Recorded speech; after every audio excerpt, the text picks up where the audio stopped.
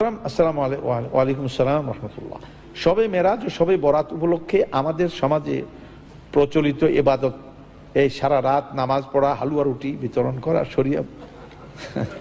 আপনারা হালুয়া রুটি বন্ধ করে দিতে চান তো দেন। শরীয়ী মর্যাদা কতটুকু? শবে মেরাজের রাতের কোনো খাস ইবাদত হাদিসের মধ্যে আসে নাই। এই জন্য কোনো রোজা রাখতে হবে তাও কোনো হাদিসের মধ্যে নাই। অতএব এটা এইগুলি এমনি ইবাদত তো আছেই।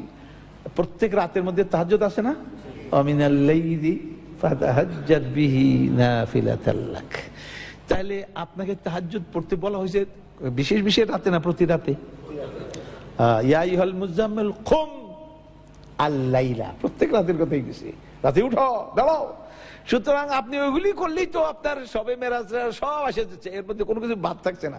কিন্তু এই জন্য আলাদা কোনো যদি ইবাদত করা হবে সেটা হবে বেদাহ। সেটা কি? বেদাহ। নতুন ইবাদত আছে, এগুলি করবেন। যেগুলি যেগুলি বলা হয়েছে এগুলি করেই তো কুল পাবেন না। আপনি আবার বানান কেন? আপনাকে যেগুলি এগুলি কি আপনি করেন ঠিক মতো? এগুলি করেন না, এগুলি করে দেখেন আপনার বেদাতের দিকে মনই যাবে না। বেদাত করে ওরা যারা আসলগুলি বাদ দেয়, কথা বুঝতে পারছেন? যারা 1 নম্বর করে না তারা 2 নম্বর তালাশ করে, কথা বুঝতে পারছেন? এবং 2 নম্বর তো তালাশ করি, 2 নম্বরের আবার গলাবাজি বেশি।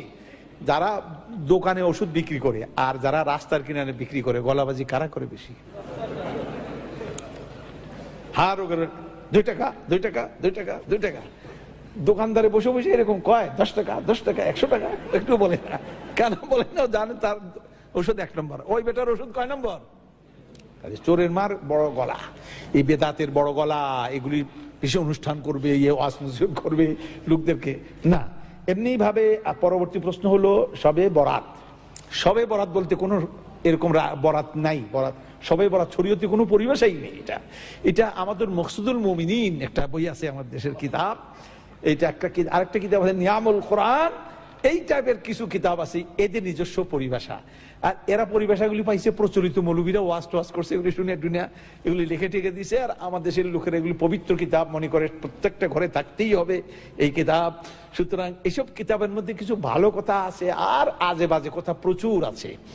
সুতরাং একদিন টেলিভিশনে, আপনি মজার কথা শুনে নেন, টেলিভিশনে প্রশ্ন উত্তরে লাইভ অনুষ্ঠানে একজনে আমাকে প্রশ্ন করলো যে অমুক ওজিফার কিতাবটা সম্পর্কে আপনি কি বললেন?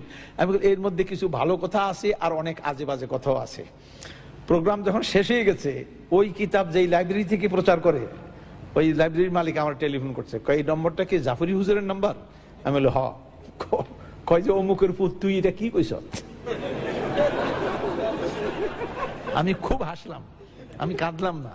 আমি বললাম মিসকিন, এই লোকটা মিসকিন, কারণ জ্ঞানকে সে গ্রহণ করলো না। জ্ঞানকে গ্রহণ না করে সে অন্ধকারই কি করে, এটাকে সেই হালুয়া রুটি, অন্ধকারে হালুয়া রুটি খাইতে সে আমার উল্টা গালি দিল। আচ্ছা, আমার কাছে মজা লাগলো। এই গালি কি নবী সাল্লাল্লাহু আলাইহি ওয়াসাল্লামকে দেওয়া হয় নাই? দেওয়া হয়েছিল নাকি? দেওয়া হয়নি।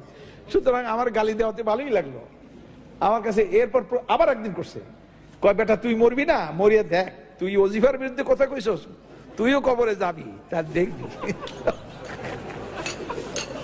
ইন্না লিল্লাহি, এর মধ্যে দুরুদের লাকি, এরপরে দুরুদে হাজারি, এরপরে দুরুদে তাজ, এগুলি কোত্থেকে আনছে? ইন্না লিল্লাহি ওয়া ইন্না ইলাইহি রাজিউন। এই সমস্ত তারা। আর দোয়ায়ে গঞ্জুল আরশ, তারপরে দোয়ায়ে কুমকুম ইয়া হাবিবি, ইন্না লিল্লাহ, এগুলি পড়ে লোকেরা বসে বসে। এগুলি যদি আমরা আলোচনা করি, একদিন আমি কইছিলাম যে এটাকে বইটা আনছি পরে আইনা, আমি কইলাম যে এটাকে পোস্টমার্টম করব, পোস্টমার্টম। তো এটা করার আগেই আবার কে জানি বইটা নিয়ে গেছে, আল্লাহ জানে কি চুরি করে নিয়ে গেছে, পড়তে নিল কিনা, তাহলে আরেক মুশকিল হয়ে গেল। তা আমি আবার আনবো ইনশাল্লাহ, এটা নিয়ে কথা বলবো যে এই